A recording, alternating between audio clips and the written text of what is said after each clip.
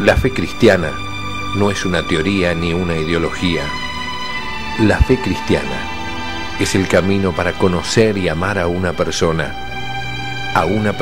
que vive, a Jesucristo.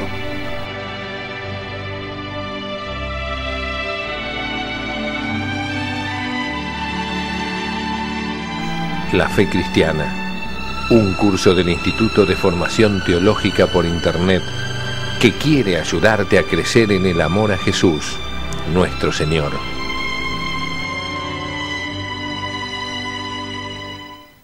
En nombre del Padre, del Hijo y del Espíritu Santo. Amén.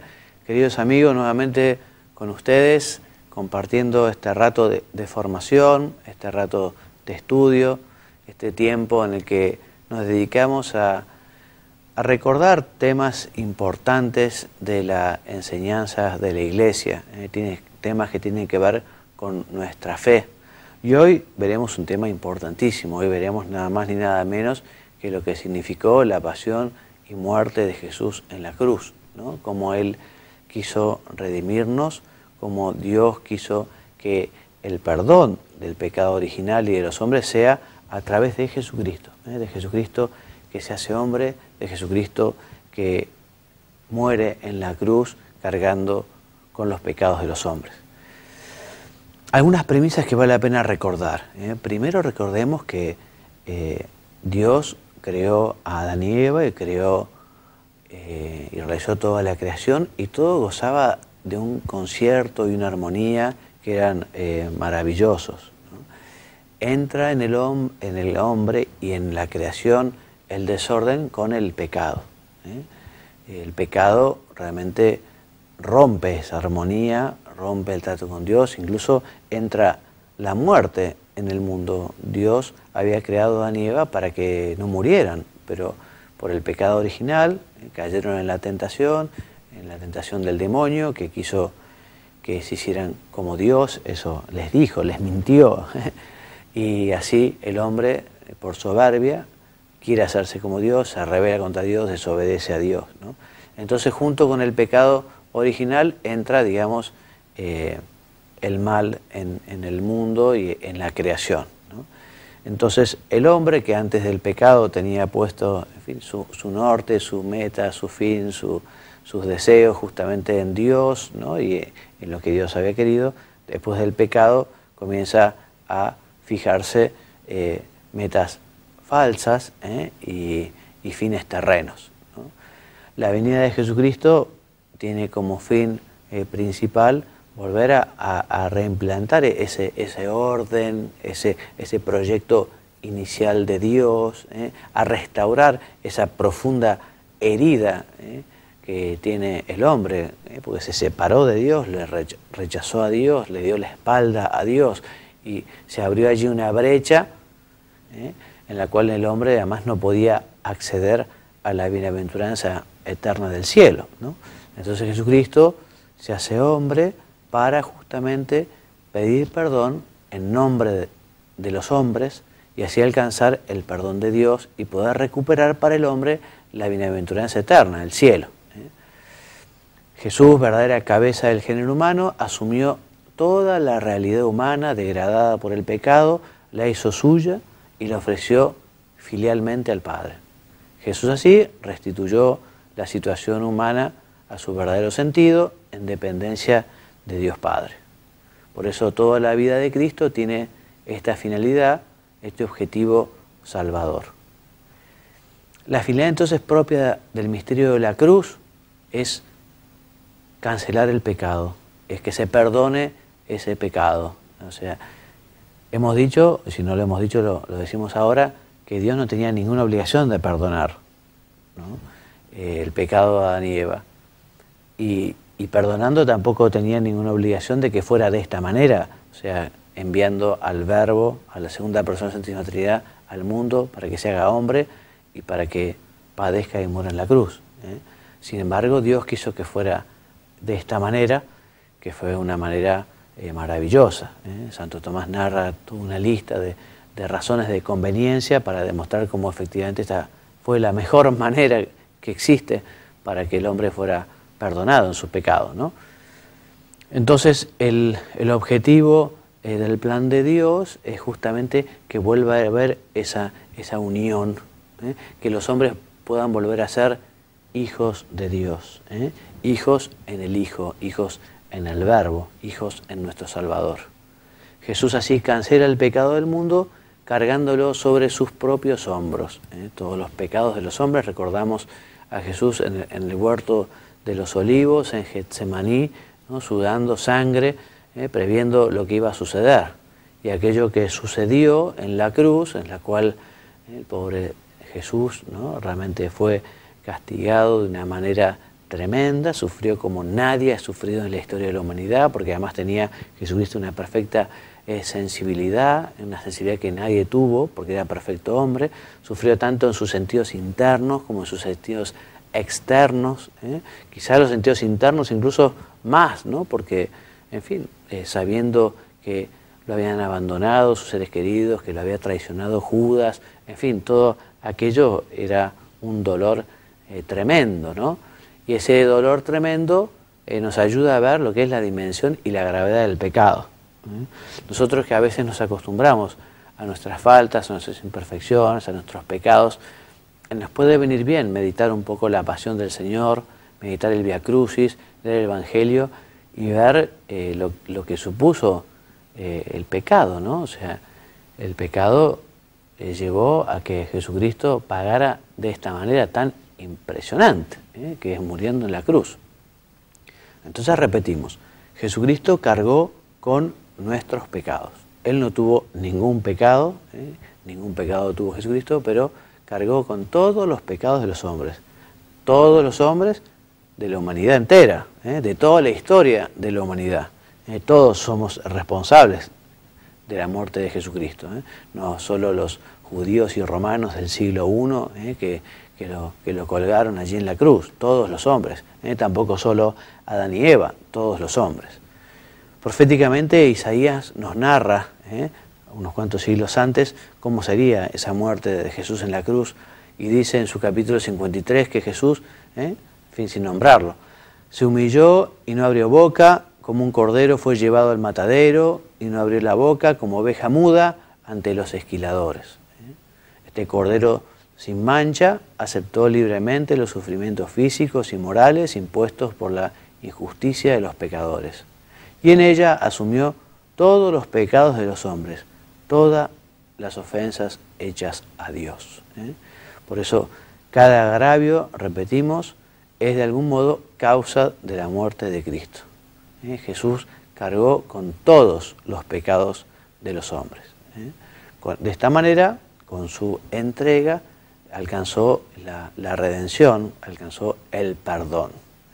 Cristo se ofreció al Padre y esos sufrimientos justamente son una ofrenda hecha al Padre, ¿no? Por eso dice Isaías, nosotros hemos sido curados en sus llagas, ¿no?, por sus llagas. De esta cruz procede la posibilidad de vivir alejados del pecado y también de integrar los sufrimientos y las muertes en el camino de la santidad. Entonces, desde la muerte de Cristo, el dolor, ya lo veremos, el sufrimiento adquiere también una nueva dimensión, porque unidos al sacrificio de Cristo, ya lo veremos, también nosotros podemos convertirnos en corredentores, también nosotros podemos colaborar en la obra de la redención. ¿Por qué Dios quiso que fuera de esta manera la redención?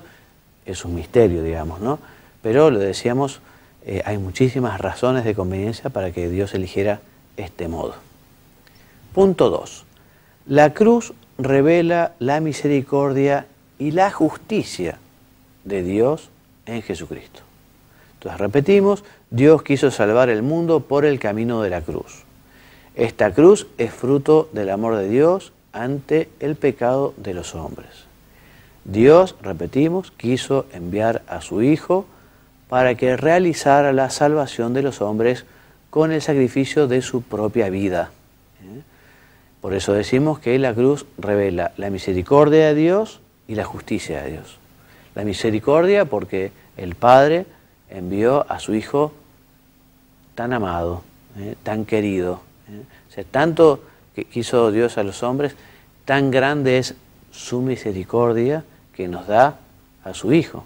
Imaginemos nosotros, por ejemplo, el ofrecimiento que Dios pide a Abraham, ¿no? El dolor de Abraham cuando Dios le pide que sacrifique a su hijo Isaac, ¿no? Y cualquier persona diga, bueno, si Dios me pide el sacrificio de mi hijo, ¿no? Realmente es un sacrificio enorme. Bueno, Dios, el amor de Dios llega, o su misericordia llega a este nivel, ¿no? De entregarnos a su propio Hijo para que nos redima. La entrega que el Padre nos hace de su Hijo amado, consignándolo a los pecadores, manifiesta el amor del Padre hacia los hombres y su misericordia. La cruz también nos revela la justicia de Dios, ¿no? Porque efectivamente quien pide perdón es un hombre. Pero quien pide perdón también es Dios, tiene la dignidad de Dios, ¿no? Y ese hombre que es Dios dice, bueno, yo pago por los pecados de los hombres y pago de esta manera, ¿no? A través de mi sacrificio, el sacrificio que será el sacrificio de la nueva alianza, que será, en fin, lo más sagrado y lo más importante que tiene la humanidad.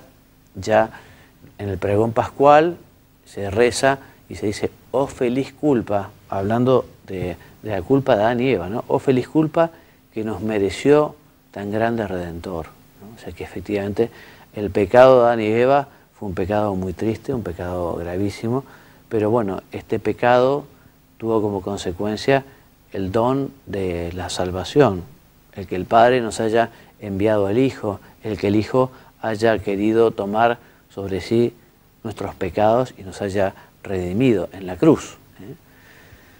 Por eso, la fidelidad, la obediencia y el amor de Cristo a su Padre Dios, la generosidad, la caridad, el perdón de Jesús a sus hermanos los hombres, su veracidad, su justicia e inocencia, mantenidas y afirmadas en la hora de su pasión y de su muerte, nos alcanzan el perdón y abren nuestros corazones al amor. O sea, si tanto me quiere Dios a mí, yo, ¿qué estoy haciendo para agradecerle a Dios lo mucho que me quiere, lo mucho que me da? Si Jesucristo, si Dios murió en la cruz por mis pecados, ¿yo qué estoy haciendo para agradecerle? Yo, ¿dónde tengo puesto mi corazón? Porque si lo tengo junto al pecado, junto a la mentira, junto al error, junto a la maldad, es algo realmente penoso y triste y totalmente injusto. Lo justo es que nosotros procuremos tener una vida que sea una auténtica ofrenda hecha a Dios. Una vida que nos lleve justamente a decirle, bueno, si Cristo murió por mis pecados, yo también quiero morir a mí mismo, yo también quiero morir a la maldad, yo también quiero morir al pecado, yo también quiero ofrecerme al Padre. Como fruto del sacrificio de Cristo y por la presencia de su fuerza salvadora, podemos siempre comportarnos como hijos de Dios. O sea, Jesucristo nos recupera esta dignidad, la dignidad de ser hijos de Dios, que es lo más sagrado que tiene el hombre. Lo más sagrado que tiene el hombre es ser hijo de Dios, y por eso todos los hombres merecen también respeto, quizá inmerecido, pero al ser hijos de Dios, por ser ellos hijos del Padre Eterno, por ser hermanos de Jesucristo, merecen también nuestro respeto y por esa dignidad suya. 3. La cruz en su realización histórica. Bueno, es evidente que Jesús desde el principio conoció cuál fue su misión. Conforme él iba creciendo en edad y en sabiduría, evidentemente iba tomando mayor conciencia de cuál era el llamado. Cuando a los 12 años se pierde y lo encuentra su madre después de haberlo buscado durante 3 días, Jesucristo le dice, ¿acaso no sabían que yo tengo que ocuparme de las cosas de mi Padre? O sea, que Jesucristo sabía perfectamente que él era el Emanuel, el esperado, el deseado, el prometido, de aquel a quien se había profetizado, quien redimiría los pecados del mundo. Él tenía perfectamente conciencia de quién era. Y acepta además plenamente el cumplir el designio del Padre. La voluntad humana de Cristo va perfectamente unida a su voluntad divina, perfectamente unida también a la voluntad del Padre. En la realización de la tarea que el Padre le había encomendado, encontró la oposición de las autoridades religiosas de Israel, que le consideraban un impostor. O sea, Jesucristo se manifestó como Dios, ¿no? Y además no solo se manifestó, sino también que lo probó, porque todos los milagros que hizo Jesucristo, las profecías que se cumplieron en Él, las profecías que Él mismo hizo, dan cuenta de que solo puede ser Dios. Jesucristo mismo dijo, si ustedes no creen en mis palabras, al menos crean en mis obras. O sea, Jesucristo demostró claramente que era Dios, especialmente con su resurrección. Testigos de su resurrección son muchísimos, más de 500 personas, o sea que lo vieron a Jesús resucitado. Dice que había muerto en la cruz y que estuvo enterrado 3 días, Él resucitó. El compendio, en su número 117, dice que algunos jefes de Israel acusaron a Jesús de actuar contra la ley, contra el templo de Jerusalén y particularmente contra la fe en el Dios único, porque se proclamaba Hijo de Dios. Por ello lo entregaron a Pilato para que lo condenase a muerte. O sea, Jesucristo murió porque se llamó Hijo de Dios y era Hijo de Dios, ¿no? O sea que efectivamente el Señor dio testimonio de esta afirmación que hizo en más de una oportunidad. Los que condenaron a Jesús pecaron al rechazar la verdad que es Cristo. En realidad, lo hemos dicho, todo pecado es un rechazo de Jesús y de la verdad que Él nos trajo.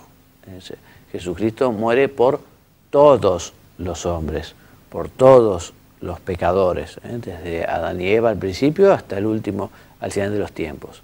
Por eso enseña el compendio del Papa Benedicto XVI, en su número 117, es el compendio del Catecismo, dice que la pasión y muerte de Jesús no puede ser imputada indistintamente al conjunto de los judíos que vivían entonces, ni a los restantes judíos venidos después. Todo pecador, o sea, todo hombre, es realmente causa e instrumento de los sufrimientos del Redentor.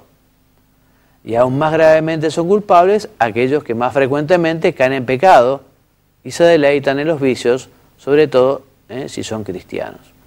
O sea que esto es clarísimo, ¿no? Es clarísimo. O sea que todos somos responsables de la muerte de Jesucristo y sobre todo quien más, digamos, le ha ofendido, quien más le ha desobedecido. Más grave aún si es cristiano. 4. Sacrificio y redención. Entonces, Jesús murió por nuestros pecados para librarnos de ellos y rescatarnos de la esclavitud que el pecado introdujo en la vida humana. O sea que después del pecado, el hombre quedó sujeto a la muerte y al pecado y de alguna manera muy particular también a las garras del tentador, del demonio. Entonces, Jesucristo viene y con su muerte nos libera. Entonces, este sacrificio de liberación tiene distintos significados. Por un lado, es un sacrificio de alianza, ya lo veremos. Es un sacrificio de expiación, purgación. Es un sacrificio de propiciación y reparación por los pecados. Y es un acto de redención y liberación de los hombres. Entonces, en primer lugar, Jesucristo, ofreciendo su vida a Dios, instituyó la nueva alianza. Esa alianza que Dios hizo desde el principio y que fue renovando, especialmente con Abraham, con Moisés. Bueno, Dios establece una nueva alianza y Jesucristo es quien justamente sella esta nueva alianza con su muerte. Este sacrificio es el sacrificio de la nueva alianza. Este sacrificio de la nueva alianza es el tesoro más importante que tiene la Iglesia. Este sacrificio de la nueva alianza, que es la cruz, se renueva de un modo incruento y de un modo misterioso cada vez que se celebra la Santa Misa. Cada vez que participamos del Santo Sacrificio, nos retrotraemos en la historia y nos hacemos presentes en el Monte Calvario, junto a Cristo que muere, junto a la Santísima Virgen, a San Juan, a aquellas buenas mujeres. Este es el nuevo sacrificio, el sacrificio de la nueva alianza, el sacrificio de la misa, ese sacrificio también que había sido profetizado. El nuevo pacto es la alianza sellada en el cuerpo de Cristo, entregado y en su sangre derramada por nosotros. También este sacrificio de Cristo en la cruz tiene un valor de expiación. Expiación, o sea, expiatorio es justamente para pedir perdón, o sea que esa petición de perdón que purifica, que limpia el alma o las almas de los hombres o la humanidad del pecado. Es sacrificio de propiciación y reparación, o sea que la muerte de Jesús en la cruz lo que hace es sanar esta primera herida de Adán y Eva, esta herida de todos los pecados de los hombres. Y Cristo manifestó al Padre el amor y la obediencia que los hombres le habíamos negado con nuestros pecados. Y si por la desobediencia de nuestros primeros padres entra la muerte en el mundo, por la obediencia de Cristo, por la obediencia también de la nueva Eva, de la Virgen, entra también la salvación.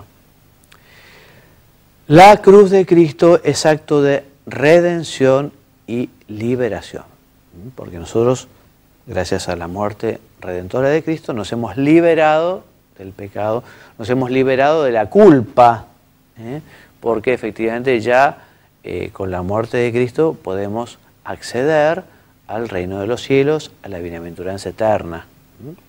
Jesús pagó nuestra liberación con el precio de su sangre, es decir, de sus sufrimientos y de su muerte. Por eso su entrega mereció nuestra salvación para incorporarnos al reino de los cielos. ¿Qué nos dice al respecto de San Pablo en la carta a los Colosenses? El que nos libró del poder de las tinieblas y nos trasladó al reino del Hijo, en quien tenemos la redención, el perdón de los pecados. Los efectos de la cruz. ¿Cuáles son los efectos de la cruz? Vamos a verlos rápidamente. Entonces, en primer lugar, la cruz nos ha redimido, por la cruz hemos sido perdonados del pecado. También nos ha liberado de las ataduras al demonio, que ocultamente tenía al hombre atenazado. Nos hemos liberado de la muerte eterna para poder ganar el cielo. Removidos todos estos obstáculos, la cruz abre para la humanidad la vía de la salvación, la posibilidad universal de la gracia. O sea que Jesucristo nos recupera la gracia, esa unión con Dios que nos llega a través de los sacramentos, que nos lleva a través de este don gratuito que Dios nos da. En primer lugar, nos llega a través del bautismo, se nos perdona el pecado original, nos hace hijos de Dios, miembros de la Iglesia. Por eso Jesús es la única y universal causa de salvación. Toda la salvación del hombre llega por Cristo. Aunque quizá los hombres no lo conozcan, aunque quizá, no conozcan, también a los no cristianos, toda la salvación les llega por Cristo, toda la salvación llega por nuestro Señor. Nosotros estamos llamados, lo decíamos, a redimir también. Estamos llamados a ser colaboradores de la obra redentora. Esto es muy impresionante. San Pablo dice, yo estoy con Cristo en la cruz y no soy yo el que vive, sino Cristo vive en mí. Y también dice, completo en mi carne lo que falta la pasión de Cristo por su cuerpo, que es la Iglesia. Por eso nosotros podemos ser corredentores, ayudarlos. La muerte de Cristo alcanza para todos los hombres, pero después cada hombre tiene que buscar su propia salvación. Y nosotros con nuestro apostolado, con nuestra oración, también con nuestro sacrificio, con nuestra penitencia, con nuestra unión con Cristo, también ayudamos a nuestros hermanos. Por eso la enfermedad y el dolor ofrecidos a Dios en unión con Cristo alcanzan un gran valor redentor. Así también la mortificación cuando se hace con este espíritu de Cristo. Esto es por amor y para la redención de los demás. Jesucristo en la cruz nos da ejemplo de todas las virtudes. Y vamos rápido porque falta poco tiempo. Nos da ejemplo de caridad. Nadie tiene amor más grande que el que da su vida por los amigos de San Juan. Nos da ejemplo de obediencia, porque se hizo obediente al Padre hasta la muerte de cruz, nos dice San Pablo en la carta a los Filipenses. Nos da ejemplo de humildad, de mansedumbre y de paciencia, porque soportó los sufrimientos sin evitarlos ni suavizarlos, como un manso cordero. Nos da ejemplo de desprendimiento de las cosas terrenas. El Rey de Reyes y Señor de Señores nos deja todo, todo. Y también, y con esto terminamos, en esta obra de la redención, Jesucristo quiso asociar particularmente a la Virgen María, ¿no? La Virgen María estuvo íntimamente unida a su Hijo y también su sufrimiento, el sufrimiento de la Reina de los Mártires, tiene un valor corredentor importantísimo. Entonces, con esta idea, terminamos nuestro programa pidiéndole a la Virgen que realmente nos ayude también a nosotros a unirnos a la cruz y así ayudar a Cristo a corredimir. Como biografía entonces, el Catecismo, sus números 599 a 618, el Compendio, de su número 112 a 124, y también de Juan Pablo II, el valor redentor de la Pasión de Cristo, su catequesis del año 88, y también Cristo, la muerte de Cristo, su carácter redentor, la catequesis del mismo año 88 y 89. Como lecturas recomendadas, la homilía La muerte de Cristo, vida del cristiano, de San José María, y del diccionario de teología, ver también justamente este tema, Jesucristo y la cruz. Me despido, hasta el próximo programa, que Dios los bendiga y los haga muy santos. Gracias por haberme acompañado y nos vemos, si Dios quiere, en el próximo tema.